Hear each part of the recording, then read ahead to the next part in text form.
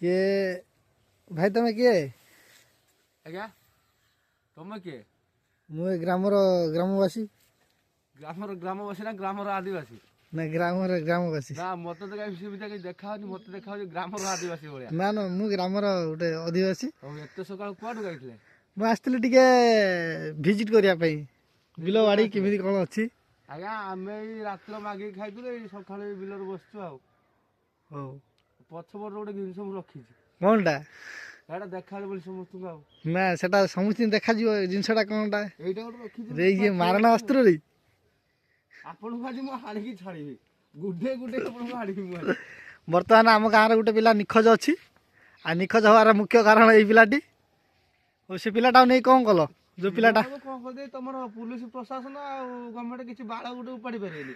ଏଇରକ 100 ବର୍ଷ ଚାଲି କେତେ ପିଲା ଆମେ ଲୁଟ୍ କରି ନେଉଛୁ, ଗୋଟେ ଆମର କିଛି ବାଳ ଉପାଡ଼ି ପାରୁନାହାନ୍ତି।